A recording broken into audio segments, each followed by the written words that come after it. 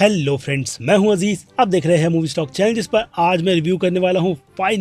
Finally Mickey 17 film को। जिस film को अच्छे खासे डिले के बाद वार्नर ब्रदर्स ने डिसाइड कर लिया कि जनवरी के मंथ को छोड़ करके इस क्वालिटी कंटेंट को मार्च का मंथ देंगे, जो कि आपको भी जल्दी देखने के लिए मिल जाएगी। क्योंकि मैंने तो फिल्म का प्रीमियर अटेंड किया था, वो भी IMAX स्क्रीन के साथ, जिस पर आने से पहले अब अगर सीधे ही फिल्म की कहानी की बात करें तो कहानी फ्यूचर की हमारी एक ऐसी दुनिया दिखाती है जहाँ पर अर्थ पर सिचुएशन फिलहाल तो इंसानों के रहने लायक बहुत बुरी हो चुकी है, और वही दूसरी तरफ स्पेस में इंसान किस तरीके से सर्वाइव करेंगे उसका एक मिशन भी चलाया जा रहा है, या फिर कहूँ एक मुहिम, जिसका पार्ट है मिक्की 17, जिसमें से एक उसका नाम और दूसरा नंबर इसलिए है क्योंकि उसने काम के चलते एक ऐसी डील साइन की है कि वो मर भी जाए तो भी उसके क्लोन को बना करके वो लोग इस रिसर्च को आगे कंटिन्यू कर सकते हैं, जिसके चलते 17 से लेकर के 18 वाली जो मिस्टेक निकल कर आएगी उन सब में सिचुएशन किस तरीके से बदलती जाएगी उसका जवाब आपको ये फिल्म ऑलमोस्ट अपने 2 घंटे 17 मिनट के रन टाइम के साथ देती है, जो कि हाँ अच्छा खासा रन टाइम है। इसके अलावा अनफॉर्चुनेट आप फिल्म फैमिली के साथ नहीं देख सकते। बाकी फिल्म मैंने इंग्लिश में ही देखी है, वो भी अच्छे खासे सबटाइटल के साथ। जिसके अलावा आप क्या बॉन जून हुंग का डायरेक्शन और वो कहते हैं ना कि उनकी स्टोरी टेलिंग का अंदाज क्या फिर से एक मैजिक क्रिएट करके पैरासाइट जैसा दिखाता भी है या नहीं। चलिए अब उन सारी की सारी डिटेल्स पर बिल्कुल स्पॉइलर फ्री बात करेंगे, जिस पर आने से पहले बनेगी मेरी छोटी मोटी सी डिमांड, जो कि है इस चैनल को सब्सक्राइब, वीडियो को लाइक और शेयर करने की तो कर लो। सो फ्रेंड्स, इस फिल्म को लेकर के मैं बहुत ही ज्यादा एक्साइटेड था, इसी उम्मीद के साथ कि भाई फिर से नेक्स्ट लेवल वाला सिनेमा देखने मिलेगा। ऊपर से बॉन जून हुन की स्टोरी टेलिंग का एक ऐसा डायरेक्शन जिसमें उन्हें ये बात बहुत ही अच्छी तरीके से पता है कि आज की तारीख में ऑडियंस क्वालिटी कंटेंट सिर्फ सिनेमा के नाम पर नहीं, बल्कि वो कहते हैं ना कि बोरियत भी महसूस ना हो, वो भी ध्यान में रखकर बनाई जाती है। जो अगर आप फिल्मों के लेवल के हिसाब से आज की तारीख में देखो तो आपको ढेर सारी ऐसी फिल्में मिल जाएगी जो सिनेमा के नाम पे वो कहते हैं ना कि उबासी वाला माहौल भी बना करके देती है, ताकि आप थिएटर में एक झपकी भी मारो। लेकिन शुरू से मेरी जो उम्मीद इस फिल्म से लगी हुई थी, उसके बाद इस फिल्म की जिस तरीके की रेटिंग निकल कर आ रही थी, समहाउ उसने अच्छा खासा बैलेंस बनाते हुए मुझे एक ऐसे जोन में ला करके रख दिया था कि मैं इस फिल्म से पैरासाइट जैसी उम्मीद तो बिल्कुल भी नहीं लगा करके रखूंगा। क्योंकि उस फिल्म से फिल्म के डायरेक्टर बॉन जून हुन ने अपना टैलेंट दिखाया था और ये बताया था कि वो अपने कंटेंट को लेकर के कितने ज्यादा ईमानदार है। तो वहीं अब वो कहते हैं ना कि कैश एंड ग्रैब वाली सिचुएशन जब इंटरनेशनल नजर में कोई इंसान आ जाता है तो उसमें अच्छे से कलाकार से लेकर के डायरेक्टर भी फीके पड़ जाते हैं। तो वहीं बॉन जून हुन ने इस प्रोजेक्ट को सेलेक्ट कर वो जो टाइम पास वाला जोन होता है ना, उसमें भी कई सारी डिटेल डाल दी, जिसके चलते मेरी नजर में ये फिल्म 1 टाइम वॉच नहीं भाई 2 बार जाकर के थिएटर में देखने जैसी है। जिसका पहले IMAX का एक्सपीरियंस तो भाई नेक्स्ट लेवल ही था। क्योंकि अगर उसमें कमियों की भी बात की जाए सबसे पहले तो वही करना चाहिए, क्योंकि अगर काफी मास्टर क्लास वाले डायरेक्टर इस तरीके की फिल्म बनाए तो उसमें फिल्म का स्केल अच्छा खासा होता ही है, जो कि डेफिनेटली इस फिल्म का भी है। इसके अलावा CG में अगर आप कहो कि आपको थोड़े बहुत भी फ्लॉज नजर आते हैं तो फिल्म की कहानी यानी कि स्टोरी टेलिंग इतनी ज्यादा खूबसूरत है कि वो सारी ही चीजें आप पूरी तरीके से इग्नोर कर देते हो। जी हाँ, ये होता है असल सिनेमा का मैजिक, जो आपको स्क्रीन पर ये बिलीव कर दिखाए कि आप एक फिल्म देखने नहीं बल्कि उसे जीने आए हो। और ये फिल्म भी मुझे अपने उस जॉनर में ले जाते हुए डेफिनेटली बिल्कुल वैसा ही फील करवा रही थी। ऊपर से भाई फिल्म में जिस तरीके के टैलेंट एक्टर को भरा गया है, उन सब में सबसे पहला नाम तो रॉबर्ट पैटिसन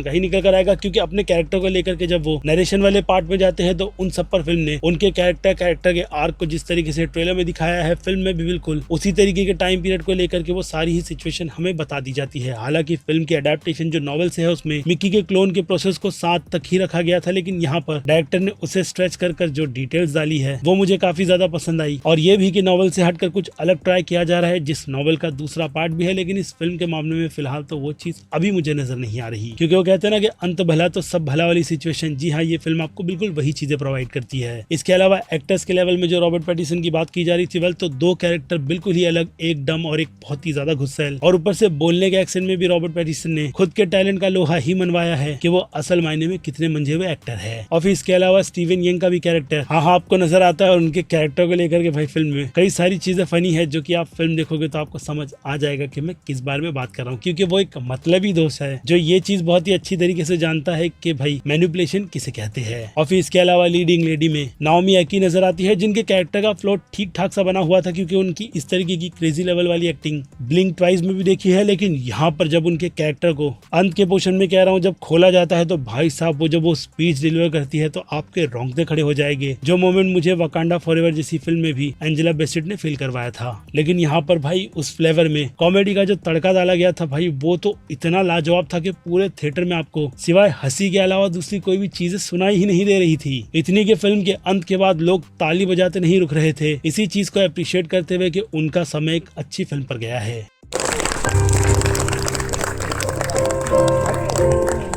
बाकी इन सब के बीच वीक पार्ट की बात करूँ तो काई कैट्स नाम का कैरेक्टर है, उस कैरेक्टर के आर्क को बिल्ड करने में मानता हूँ कि फ्यूचरिस्टिक हिसाब से कुछ चीजों को प्रोवाइड किया जाना था दो कैरेक्टर को एक्सप्लोर करने के लिए कि वो कितने ज्यादा डम और खतरनाक है। तो वहीं इस कैरेक्टर से रिलेटेड मिक्की का जुड़ाव भाई अननेसेसरी ही लग रहा था, जो अंत में भी किसी भी तरीके का मुझे नहीं लगता है कि पे ऑफ देता है, क्योंकि अंत में बातचीत तो दो कैचियों को टकराने की ही थी। जिन्हें छोड़ा मार्क रफेलो के साथ साथ टोनी कॉलेट की कैरेक्टर की बात करूँ तो भाई इन दोनों ने तो फिल्म में एक ऐसा समा बना करके दे दिया कि आप इन कैरेक्टर्स को जब भी स्क्रीन पर देखते हो भाई साहब क्या ही लेवल की एक्टिंग दी है। और टोनी के कैरेक्टर को लेकर के वो अंत में वो बिल्कुल हेरिडेटरी वाली जो फीलिंग निकाल करके दी थी उससे थोड़ी तो फट रही थी कि अभी कुछ निकल कर आ जाएगा। लेकिन यार भाई इन दोनों की एक्टिंग को लेकर के भाई मैं कुछ भी कहूंगा तो वो स्पॉइलर वाली कैटेगरी में ही आएगा। लेकिन मार्क रफेलो को लेकर के यही बात कहूंगा कि फिल्म में पॉलिटिकल से लेकर के रिलीजियस सिंबल आपको बहुत सारे देखने मिलते हैं, जिन्हें वो कहते हैं ना कि फिल्म के बैक बेंच में रखकर उनकी बस स्टोरी आर्क के हिसाब से ज्यादा डिटेल नहीं, लेकिन वो जो भी चीजें दिखाते हैं अपनी स्मार्ट ऑडियंस को यही चीज बताने के लिए दिखाते हैं कि आप कितने स्मार्ट हो। लेकिन मैं चाहता था कि उन चीजों को बहुत ही अच्छी तरीके से एक्सप्लोर कर वो जो रिलीजियस वाली सारी चीजें थी भाई हालेलुया मस्त था भाई। तो डेफिनेटली उन्हें देखने में और भी ज्यादा मजा आता है। लेकिन खैर मार्क रफेलो ने इस फिल्म में इलॉन मस्क के साथ साथ डोनाल्ड ट्रम्प के कैरेक्टर की क्या ही उम्दा लेवल की एक्टिंग कर दिखाई है, जो हो सकता है कि कई लोगों को चुभे भी, क्योंकि ये फिल्म पॉलिटिकली भी कई सारी चीजों को ध्यान में लेकर के चलती है कि फ्यूचर कुछ चीजों के मामले में कितना ज्यादा अलग निकल कर आएगा। इसके अलावा एलियन कह लो या फिर क्रीपर्स, उन कैरेक्टर्स के भी आर्क को लेकर के भाई बिल्डअप बहुत अच्छा बनाया गया था, जो अंत में डिलीवर भी होता है वो भी इतनी अच्छी तरीके से कि आप उन क्रिएचर्स को देख करके वो कहते हैं ना कि क्यूटनेस वाली बातें काफी अच्छी तरीके से अपने दिमाग में बैठा लेते हो। बाकी इसके अलावा फिल्म के डायरेक्शन की जितनी तारीफ करूँ वो तो कम ही रहेगी, क्योंकि फिल्म को जितना हो सके उतना खूबसूरत बना करके हमारे सामने प्रेजेंट किया गया है, जिसकी पेस्टिंग भी मुझे शुरुआत से लेकर के अंत तक सारा सभी बोर नहीं करती। बाकी एंटरटेनमेंट लेवल पर तो फिल्म ने क्या ही डोज प्रोवाइड कर दिया है, वो मैं चाहता हूँ कि आप भी जाकर के थिएटर में फील करो। जिसकी अब और डिटेल को मुझे लगता है कि रेटिंग के टाइम पर डिस्कस किया जाए तो बिल्कुल ठीक रहेगा, इसलिए शुरुआत करूँ फिल्म के एक्शन से। तो फिल्म की शुरुआत में थोड़े बहुत एक्शन वो जो काफी ज्यादा रियल होते हैं उन्हें ही दिखाया जाता है, लेकिन उसके बाद अंत में फिल्म जिस तरीके का केओस हमारे सामने प्रेजेंट कर देती है उन्हें ध्यान में रखकर मैं इस फिल्म को एक्शन की कैटेगरी में 5 में से 1 स्टार की रेटिंग दूंगा। बाकी स्केल फिर से कहूंगा कि फिल्म का बहुत ज्यादा अच्छा था। जिसके बाद बात की जाए फिल्म की कॉमेडी की, तो भाई ये डार्क कॉमेडी ने तो भाई फिल्म में समा बना रखा था, जिसे ध्यान में रखकर मैं इस फिल्म को कॉमेडी के जॉनर में 5 में से 3.5 स्टार की रेटिंग दूंगा। तो वहीं ड्रामा के लिए भी रेटिंग बाकी सभी डिपार्टमेंट को ध्यान में रखकर बिल्कुल कॉमेडी की तरह 5 में से 3.5 स्टार की रहेगी। हाँ मानता हूँ कि ये रेटिंग स्टोरी वाइज वो भी बॉन जोंग हुंग के लिए काफी ज्यादा कम है, लेकिन क्या करे यहाँ पर स्टोरी बहुत सिंपल है जिसे प्रेजेंट करने का तरीका ही निराला है। और फिर सस्पेंस की बात की जाए तो अभी मैंने एक सिंपल सी फिल्म कहा है, जिसे लेकर के थोड़ी बहुत सस्पेंस के हिसाब से ये फिल्म बस 5 में से 1 स्टार से ज्यादा की रेटिंग डिजर्व नहीं करेगी। और फिर बात की जाए फिल्म के हॉरर थ्रिल की, तो फिल्म में हॉरर क्या कहूँ है ही नहीं, लेकिन थ्रिल की वाइब डेफिनेटली आपको फिल्म में अच्छी तरीके से फील होगी, जिसे ध्यान में रखकर मैं इस फिल्म को इस कैटेगरी में 5 में से 2.5 स्टार की रेटिंग दूंगा। और फिर बात की जाए मास ऑडियंस की, इन्हें लेकर के यही कहूंगा कि फिल्म को अगर हिंदी डब में रिलीज किया जाए तो डेफिनेटली ये फिल्म मास ऑडियंस की नजर में भी B+ की कैटेगरी डिजर्व करेगी, लेकिन अभी के लिए तो B की रेटिंग बिल्कुल परफेक्ट रहेगी। जिनसे हटकर क्रिटिक्स की भी बात की जाए तो क्रिटिक्स को भी ये फिल्म अच्छी खासी ही लगी है, यानी उनकी नजर में ये फिल्म A- की कैटेगरी की है। तो उनकी इस रेटिंग से मैं भी अपनी सहमति बनाते हुए डेफिनेटली इस फिल्म को A- की कैटेगरी में रखकर फिर से आपसे कहूंगा कि एक अच्छा सिनेमा इस वक्त आपको थिएटर बुला रहा है, जो कि आपको डेफिनेटली इस फिल्म पर जाकर के देना चाहिए, जिसे लेकर के मैंने अपना पर्सनल ओपिनियन आपके साथ पे शेयर किया है। बाकी आपकी राय आप मुझे कमेंट में इस फिल्म से रिलेटेड लिखकर बताइएगा जरूर। बाकी मैं हूँ अजीज, I mean मिक्की 17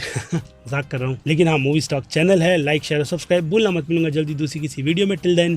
फिर से bye.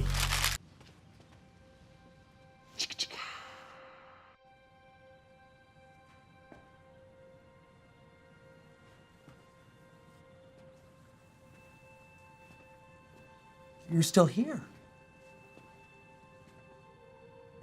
It's over. Go home.